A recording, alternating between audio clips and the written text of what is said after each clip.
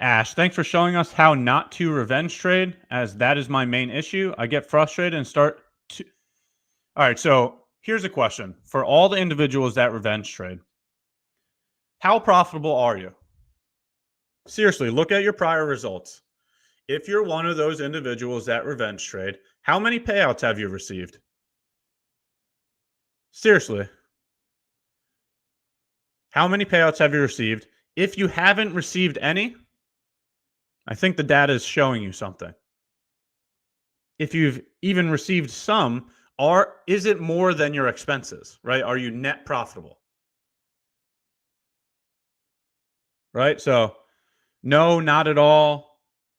All blown. Revenge traders. Oh, not that one.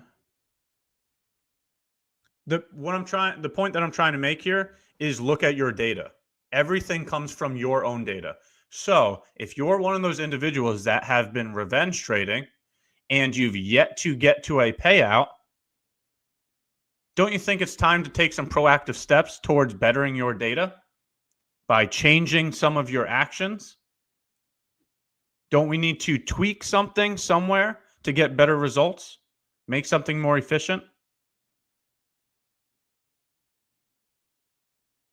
Okay. On the same hand, please understand that blowing accounts, everybody's done it. Okay. I've blown accounts. Your favorite person online has blown accounts. The person that only shows profitable days has blown accounts. If anybody has told you they've never blown an account before, you should run the opposite direction. That is a complete lie. You have to understand that losing in this business is inevitable. So, since it's inevitable, we need to put things in place to become better losers. That's what's happening this morning, and that's why we're having this conversation. I took a loss, and I'm explaining to you my mental and emotional intelligence that's occurring after I took the loss. And notice how during this entire conversation, not even at one point have I considered taking this trade again or any other trade. I pointed to one trade that was a loser. After I took the loss, all I've been saying is go back to being patient, document the information, and learn from it.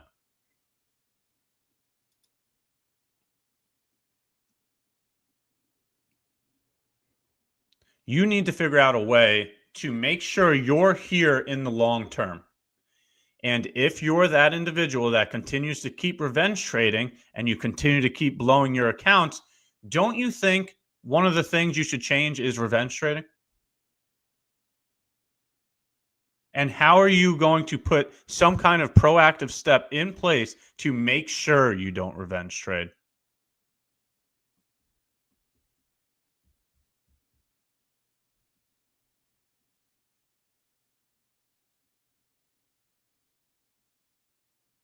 Hopefully these points are hitting home, because this is what's going to make or break you. You can never have a large loss, right? A large loss would be a blown account. Your small wins are going to be canceled out by your small losses. And your large wins are where you make progress. So now think about a 50-50 win rate. You're going to lose half the time. Every single time you lose, they need to be small losses. And only one at a time. So that's that proactive step that you need to put in place. One trade a day, maximum. Keep you away from revenge trading. After you take a trade, no matter the result, you turn off all devices and you go do something else. Get rid of your phone, get rid of the laptop, get rid of the computer. Do not touch any device, so you literally cannot take another position. You physically remove yourself from the ability to take a position. That's what a proactive step would be to bettering your revenge trading. Once you understand that falling in love with the process and allowing the results to be a byproduct of it, that allows you to focus on the justifications to your actions. That allows you to be objective to having losers. That allows you to learn from losers. That allows you to accept losers. That's when you're going to make progress.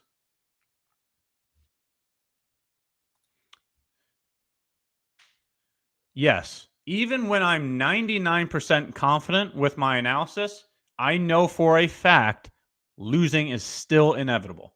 It does not matter how much conviction you have. Price can and will do what it wants when it wants to. Right? I had conviction in this play today. That's why I took it. It still was a loser. Doesn't matter how much conviction you have. There's a random distribution of probabilities.